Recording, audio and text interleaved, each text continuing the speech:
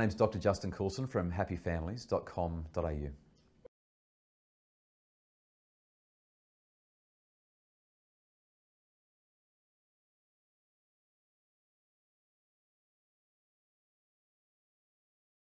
Gratitude might be one of the most powerful predictors of happiness that we have. Research is really clear on this. When people are grateful, they're happy. And when they're happy, they tend to be more grateful as well. Now, if somebody is unhappy, if somebody has depression, or if they have anxiety, you can't look at them and say, well, I see you have depression. If you could just tell me something that you're grateful for, I'm sure that'll make you happy. Doesn't work like that. You're probably going to get an uppercut or at least a very sour look, and you're not going to get anywhere with that person.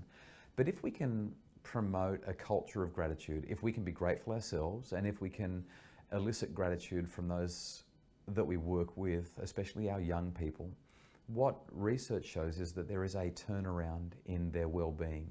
They end up feeling better, their well-being is higher, they're more engaged in school, their relationships are better.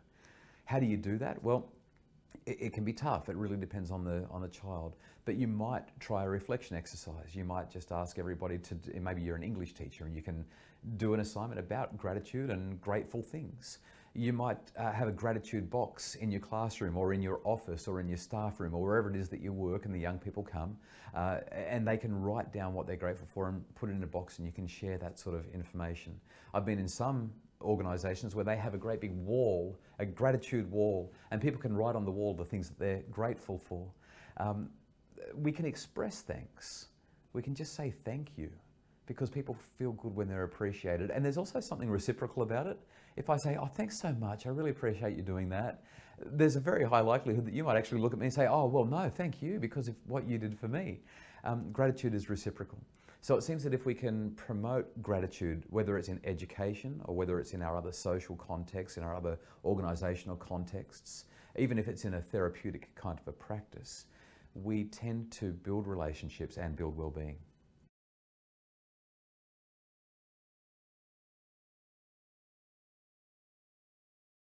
More and more schools are adopting wellbeing curriculum or curricula, or if not doing something on a whole scale level, they're certainly looking for ways that they can promote ideas and concepts that build well-being. And gratitude is one of those simple ones where you can be in maths and somebody can express gratitude.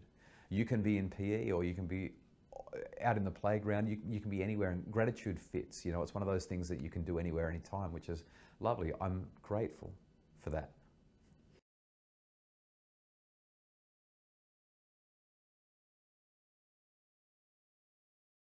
Meaning for adolescents can be a lot different to meaning for adults.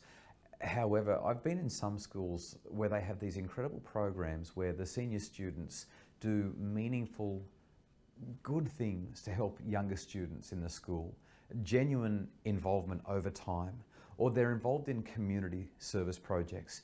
One of the schools that I visited in Victoria a little while ago had service projects going in overseas countries, in some of the third world countries of the world.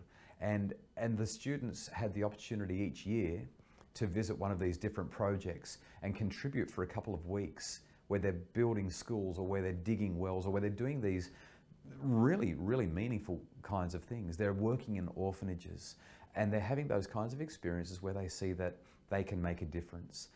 And when they come back from those experiences, they're changed. They've seen that when you do something meaningful for someone else, and you don't have to go overseas to do it, you can do it at home by helping mum with the dishes. But that's what they learn. So long as I'm doing something that helps somebody, then it's meaningful. And ideally, as adults who care for young people, when we get those opportunities to talk with them one-on-one, we can ask them questions like, what are your strengths? How could you use those strengths to help other people? And if people can tap into that, they're going to have much more meaningful and probably much happier lives as a result.